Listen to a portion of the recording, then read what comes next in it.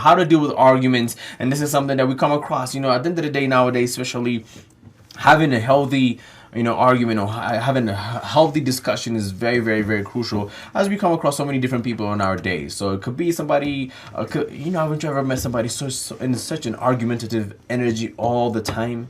It's like you just come to my house. I'll hook you up with my brother.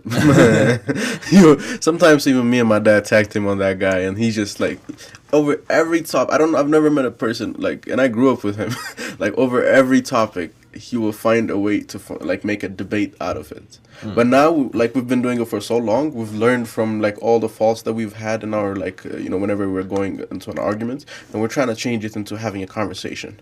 So when I did that, actually, I stopped getting angry at him, because sometimes some of the ways he says it like makes you feel like it's like condescending. You know what I mean? But now I'm like, okay, maybe this guy has something to say, and he has a lot of things to say as well. So I mean, I'm learning a lot of things from him at the same time. You know what I mean? I mean, it means that he's doing his research as well. I like when you have arguments and it's all completely research based and fact based as well. So in a way that you also get to learn from that discussion, from that kind of conversation as well. And I think that would definitely expand your horizon as well. So it's just when it comes to sometimes when it gets to heated up arguments, we really have to really pick our tone correct. We got to make sure that we're on the right kind of energy to actually deal with that. Because when you say or do things in the heat of the moment, things you can't take back, you know what I mean? It's so crazy the power of words as well, as what you can say to a specific person, what to an individual at that heat of the moment can never be taken back, and that person can never unhear it, you know what I mean? So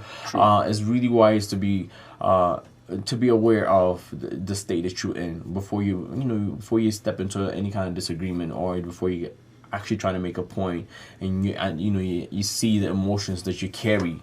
So you slow things down, take a deep breath before speaking to create like a pause, and then you reduce the tension to open up the other person's to your position.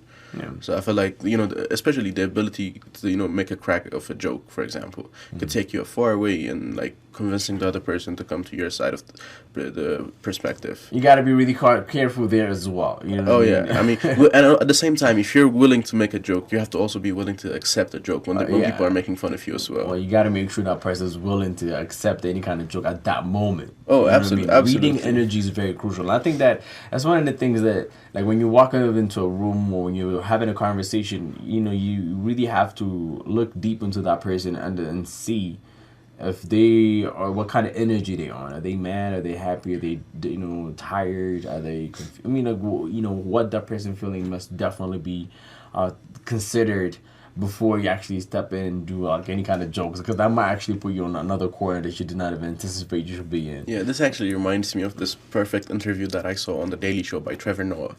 Now that guy is an incredible conversationalist, right? Like, and that guy is also a stand-up comedian, so making jokes is kind of second nature to him. So basically what he did was, Tommy Lauren she's a journalist for Fox, and she's one of the most persuasive and argumentative people that you'll ever see on TV, and she's very good with formulating her words, and she comes on and she's very aggressive as well. And so basically they were having this heated argument, and you can see from their body languages that she was more intense, she was more tense, and he was more relaxed and just trying to understand what she was talking about. And he's cracking a bunch of jokes in the middle, and not about what she was talking about necessarily. He was just trying to tell her, look, we're on the same side right here. But the only thing that differs is our tact. I think you told me this last time. It's like we're both trying to go to Bole, and you're coming from a Gananya, and I'm trying to come from Piazza, right? But the destination is the same. And the path that we're taking is the thing that is different. And so you got to assure the other person, this is not a battle. This is us working side by side. We're going to have disagreements on how we're going to approach those things, but we're going to the same place. So that way they'll be like, okay, this guy wants the best for me at this moment right now. And like, as long as and this does vary. If you're a lawyer, then you got to go up and win. You can't be using this tactic. It's not going to work for you every day. But if you're working with like people that you care about, if you're living with someone, if you're trying to fix the relationship, this not is properly the best terminate the relationship, but in a way that we're trying to fix the relationship. I think there's things to consider today.